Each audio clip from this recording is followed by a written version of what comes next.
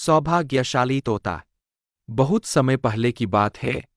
एक छोटे से गांव के पास एक सुंदर जंगल था। उस जंगल में तरह तरह के पक्षी और जानवर रहते थे। उन्हीं पक्षियों में एक अनोखा तोता भी रहता था, जिसका नाम चिरकू था। चिरकू को लोग सौभाग्यशाली तोता के नाम से जानते थे, क्योंकि जहां भी वह जाता, वहां कोई न कोई चमत्कार हो जाता या किसी की किस्मत बदल जाती। गांव के लोग मानते थे कि अगर चिरकू उनके घर आ जाए तो उनके जीवन में सुख और समृद्धि आ जाती है। चिरकू हमेशा खुश रहता और अपनी मधुर आवाज में गाने गाता। लोग उसे फल और अनाज खिलाते और उसकी भलाई की कामना करते थे। चिरकू भी गांव के लोगों से बहुत प्यार करता था और जहां भी जाता, खुशियां बांटता। एक दिन गांव में एक गरीब किसान, जिसका नाम रघु था, बहुत परेशान था। उसकी फसलें बर्बाद हो गई थीं और उसके पास खाने को भी कुछ नहीं था। वह दिन-रात मेहनत करता, लेकिन किस्मत उसका साथ नहीं दे रही थी।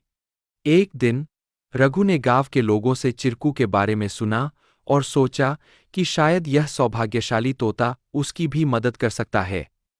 रघु ने तय किया कि वह चिरकू से मिलकर अपनी किस्मत बदलने की विनती करेगा।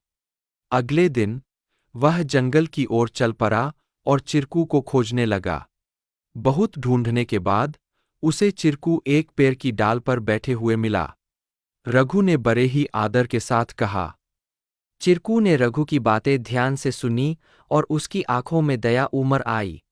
चिरकू ने अपनी चोंच में एक छोटी सी चमकती हुई पत्ती उठाई और रघु को देते हुए कहा, यह जादुई पत्ती है।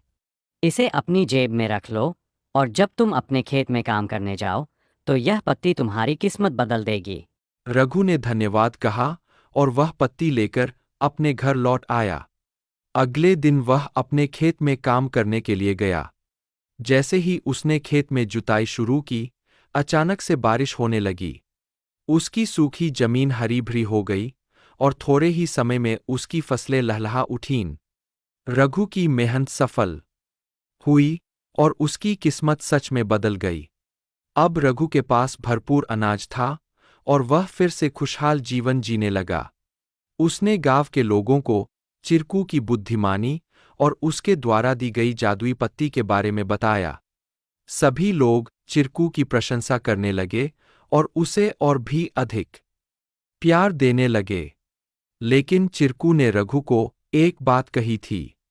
याद रखना, यह पत्ती सिर्फ तुम्हारी मेहनत का साथ देगी। अगर तुम मेहनत करना छोड़ दोगे तो यह भी अपना जादू खो देगी। रघु ने चिरकू की बात समझ ली और कड़ी मेहनत जारी रखी। धीरे धीरे उसकी स्थिति पहले से बहुत बेहतर हो गई। वह गांव के सबसे सफल किसानों में से एक बन गया, लेकिन उसने कभी यह नहीं भूला कि उसकी सफलता में चिरकू और उसकी मेहनत का कितना बड़ा हाथ था। कहानी से सीख।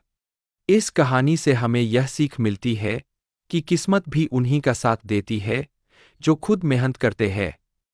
सौभाग्य और अवसर तभी काम आते हैं जब हम अपने प्रयासों से उन्हें सही दिशा देते हैं। Please like, share and subscribe our channel to learn more.